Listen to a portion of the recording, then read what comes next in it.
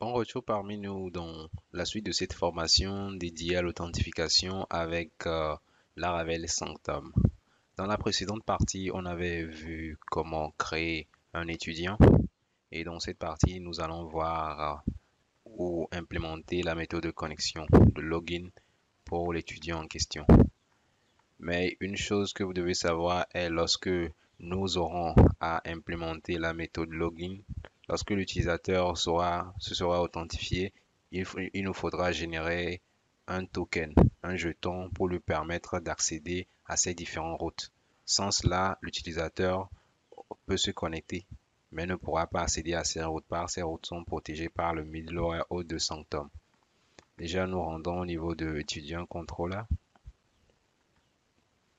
Et comme précédemment, nous aurons toujours à procéder à la validation avant de continuer. Ici, déjà, on a l'étape de la validation. Validation, ici, on n'a pas besoin du name. On a juste besoin de l'email et du password.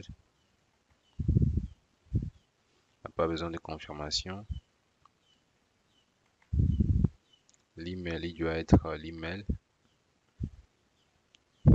C'est bon. Ensuite, après avoir fait cette partie, il nous faudra vérifier si l'étudiant existe. Vérifier si l'étudiant existe.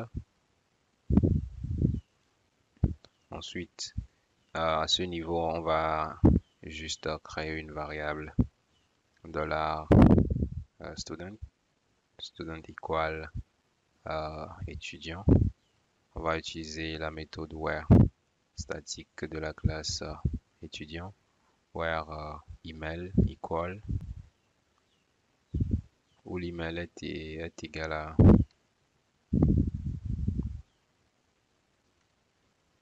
$request est égal à ce qui nous a été envoyé en requête. On récupère le champ email. Et ici, il va nous retourner une collection ou tout un ensemble d'éléments. Donc, nous, on veut lui dire qu'on veut le premier. Ok, first. C'est bon. Déjà, on va faire quelque chose. Si l'étudiant existe, if $student, $student, vous pouvez le nommer aussi étudiant. Si vous ne suivez pas trop la logique, ou vous ne comprenez pas trop, $étudiant, ce n'est qu'une variable, ça ne change rien. $étudiant,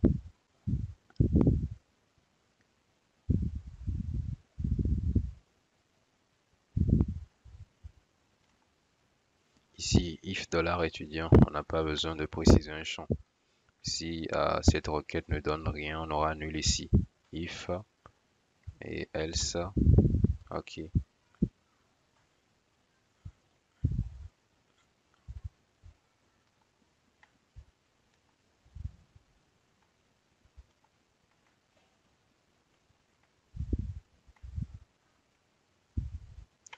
Ici, si l'étudiant existe, on va effectuer certains traitements. Sinon, on renvoie juste une réponse return response JSON.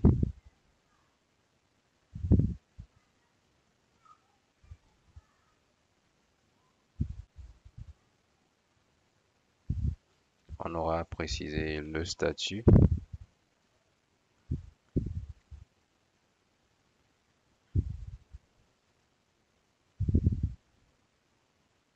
Ensuite, on va préciser le message. Le message, c'est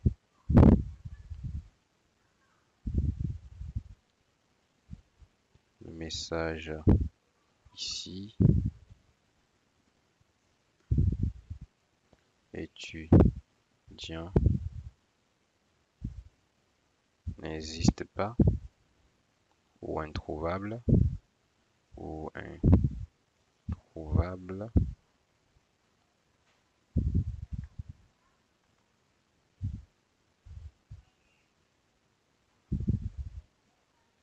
On met un statut, on peut mettre 1 ou on met 0 ici.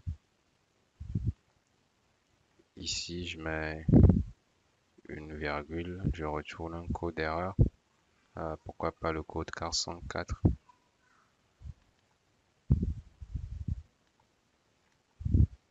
Ici, je mets un point virgule très facilement. C'est bon. Ici, si l'étudiant existe, il faut ensuite vérifier son mot de passe. $étudiant. Il faut vérifier son mot de passe. Ici, on utilisera hashmake toujours. Hashcheck à la place de hashmake. h2.2.check. Hashcheck prend en paramètre le mot de passe en clair, c'est-à-dire celui de $request-password. Ensuite, le mot de passe haché, $étudiant-password. Il va comparer le mot de passe clair qu'on va l'envoyer à celui qui a été haché pour voir si c'est similaire. Ok. Sinon, si ici le mot de passe clair et haché ne correspondent pas, on lui renverra une réponse. Ici, on va juste dire mot de passe incorrect ou information identifiant incorrect. Mot de passe incorrect. On peut effacer ceci. Ok. Maintenant, si ici le mot de passe existe, on fait un traitement.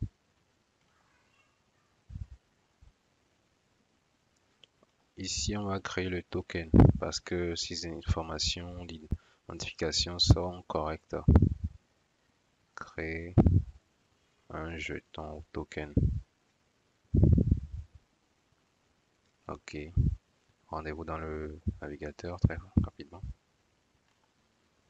Déjà ici à ce niveau on avait nos étudiants qui étaient créés. Ensuite avec l'installation du package Sanctum, on a une table qui a été créée avec les migrations.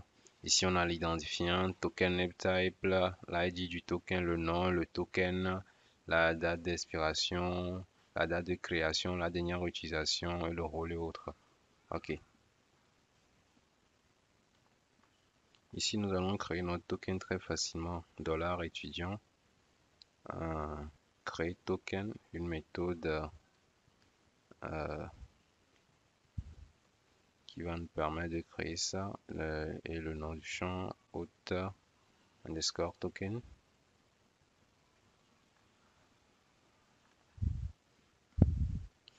Ici, plain test token.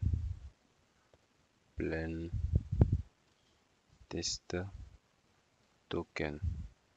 Ok, ensuite, on va retourner une réponse pour dire que la connexion a été bien effectuée ou la connexion a réussi. Ici, statut, on met 1. Message, connexion réussie. Connexion réussie. On peut ajouter un autre paramètre, par exemple le token ou l'access token, comme vous voulez le nommer. Access underscore token. Et là, on va mettre ici la valeur de ceci. Je vais mettre $jeton, $token. Bon, généralement, le nom anglais correspond le mieux. $token. Ok. Donc ici, comme vous l'avez vu, après l'étape de validation, on a vérifié si l'étudiant existe. Si l'étudiant existe, alors on procède à ce traitement. Si l'étudiant existe, qu'est-ce qu'on fait ici? On procède ici. Si l'étudiant n'existe pas, on retourne un code d'erreur avec un message. S'il existe, si son mot de passe est faux, on lui dit que son mot de passe est incorrect. Sinon, on vient créer le token et on retourne une réponse. Ok, rendez-vous dans Postman. Ici, nous allons sélectionner la méthode post. Oui, ici, post. Ensuite, login, login, login. Et au niveau de header, on va préciser notre header. Ici, on a accept. Ici, ne pas oublier application/json. Ok, ensuite, on sera au niveau de body, raw. Et ici, on va écrire notre fichier très facilement. Ici, password. Password, deux points, c'était 1, 2, 3, 4, 5, 6. Si tout est correct. Ensuite, l'email, le champ email. Et on lui dit, le champ email, c'était siracoder@gmail.com. Ok, on met la virgule. Et là, je procède, j'envoie la requête.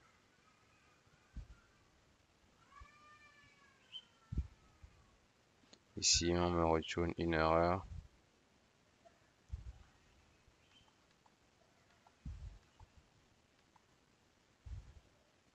Ici, l'erreur, on me dit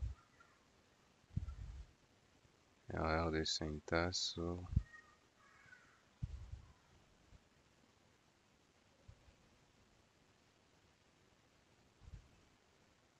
À la ligne 68. Je vais aller vérifier. Ici, très rapidement, la ligne 68. Il y a déjà un indicateur ici. Oui, certainement, je n'ai pas fermé la méthode. Là, je sauvegarde et puis je refais cela. Ok, je réessaie. Ici, on me dit l'email est requis. Le mot de passe est requis. Valid data was given. Email, mot de passe. Ok, l'email et le mot de passe sont requis. J'ai déjà spécifié l'email et le mot de passe. Je vais essayer de changer ceci très rapidement pour voir d'où provient l'erreur.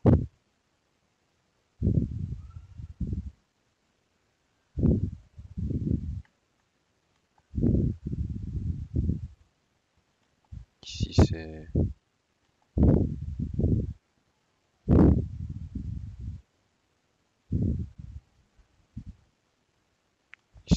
c'est double quote au lieu de simple quote. C'est pourquoi on avait ce problème. Ici, en réglant ça en JSON, j'ai eu un correcteur automatique qui m'est venu. Ok, vous voyez, notre élément a été créé avec succès. Nous pouvons aller très facilement vérifier dans la base de données. Mais avant ça, si j'avais entré un mot de passe faux, qu'est-ce que ça aurait donné? Vous voyez, le mot de passe est incorrect. Ok. De même, si l'email n'était pas correct, l'étudiant n'existe pas. Bon, je vais retourner dans la base de données et vérifier ça très facilement. À ce niveau, on a Personal Access Token. Là, vous voyez, un élément a été créé. Ici, on a le modèle et pas modèle étudiant, le token qui a été généré, l'identifiant, token ID et autres. Ici, toutes les permissions, je pense, et create date et autres. Nous venons de finir la méthode